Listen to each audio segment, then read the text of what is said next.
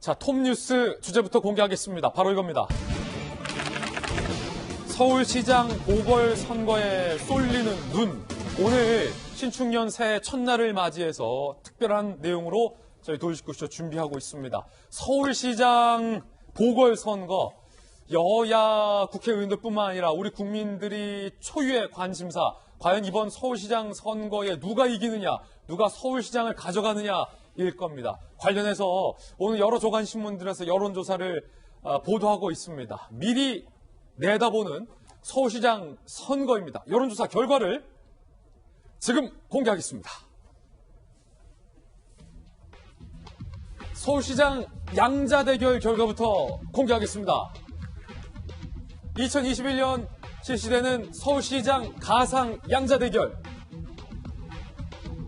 민주당의 박영선 후보, 그리고 국민의당의 안철수 후보 양자대결 결과 박영선 후보 38.4%, 안철수 후보 44.6%의 결과가 나왔습니다. 가상 양자대결 결과고요.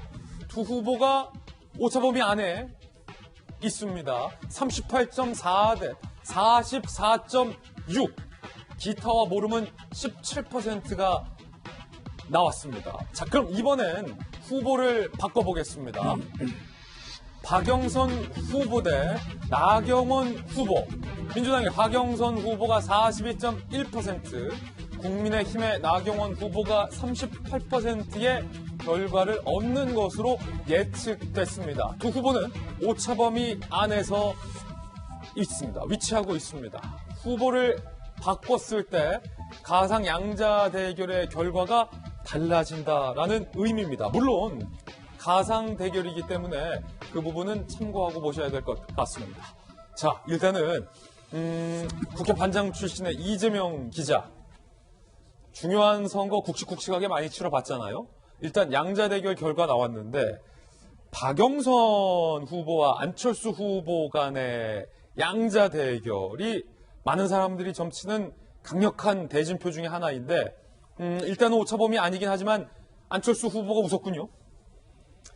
글쎄, 오차범위이기 때문에 뭐 누구 웃었다 말할 수는 없지만 결국 그만큼 양자 대결에서 박빙의 승부를 벌인다, 이런 자체가 지금까지 어쨌든 민주당을 제외한 다른 야당에서 사실 굉장히 많은 선거에서 고전을 했었죠. 그런 점에서 지금부터 어떻게 보면 이제 본격적인 승부가 시작됐다, 뭐 이렇게 볼 수 있을 것 같습니다. 그렇게 보이고, 물론 이제 양자 대결 하기까지 과정이 필요하죠. 기본적으로 민주당에서도 뭐 지금 박영선 아직 장관은 후보 선언을 하지 않았지만 나온다면 이제 박영선 장관 뭐 못지않게 또 우상 의원이라든지 여러 후보가 있기 때문에 거기서 민주당 후보가 나올 테고, 또 김진애 열린민주당 의원도 사실 출마 선언을 했죠. 그렇게 되면 이제 범여권에서 단일화가 이루어질지 이것도 한번 봐야 될 테고, 반대로 또 국민의힘 쪽에서 뭐 나경원 의원이라든지 오세훈 전 시장이라든지 아니면 지금 이미 출마 선언을 했던 다른 많은 후보들과의 국민의 후보가 나올 테고, 그 다음에 안철수 국민의당 대표라든지 아니면 금태섭 접전 의원이라든지 국민의 외곽에 있는 또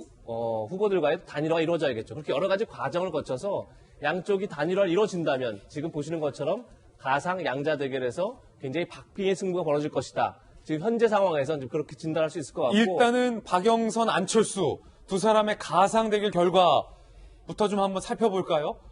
많은 사람들이 관심 있는 것 같은데 박영선 대 안철수, 안철수 대 박영선, 물론 방금 말씀하셨던 것처럼 여러 가지 절차를 거쳐야 가능한 시나리오겠지만 이렇게 된다면 지금 이런 결과로 예측될 수 있다는 거잖아요. 어떻게 보십니까? 굉장히 흥미진진한 대목이죠. 안철수 대표가 사실 여러 차례 지금 어떻게 보면 선거에 나왔을 때 사실 좋은 결과를 갖지 못했죠. 그런 점에서 이번에 이제 서울시장, 어떻게 내년 대선이 아니라 서울시장에 출사표를 던지면서 어떻게 보면 본인 입장에서 마지막 정치적 승부를 던졌다 볼 수 있는 거죠. 그런 상황에서 사실 굉장히 새해 첫날 여론선거 결과가 좋다, 이렇게 볼 수 있는 거겠죠.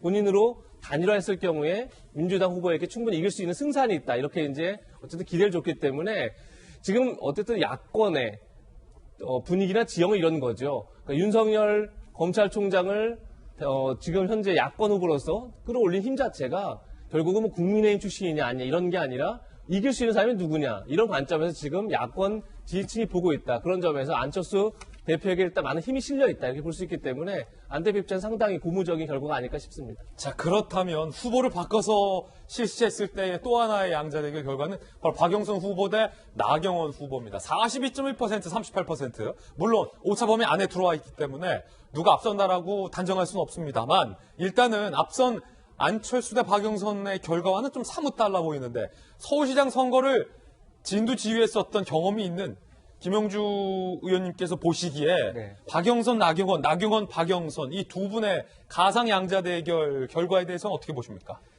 사실은 이것도 오차 범위 내에 있죠. 그리고 이제 안철수 대표하고의 양자 대결의 경우에는 모르겠다고 하는 그 답변이 17%고 지금 이 두 번째의 경우는 20%예요. 아, 그렇군요. 그렇기 때문에 그 3% 차이 자체의 행바에 따라서 결과도 뒤집어질 수 있다라는 측면이고 다만 이제 지금 현재 여론조사는 큰 틀에서의 아마 안철수 대표의 경우에 좀 어드밴티지를 많이 가질 수 있는 설문 문항이 될 수 있습니다. 가령 범야권 단일 후보라는 것을 썼을 때와 안 썼을 때 상당히 다를 수 있는 거거든요. 이제 그런 경우에 지금 현재 답변하시는 분들이 큰 고민 없이 말하자면 어떻게 보면 여당을 지지할 거냐, 야당을 지지할 거냐에 따라 좀 달라질 수 있다고 봅니다. 현재 여론조사상으로 야당을 지지하겠다는 응답자가 49.5%, 야당을 지지하겠다는 응답자가 36.7% 정도 되거든요.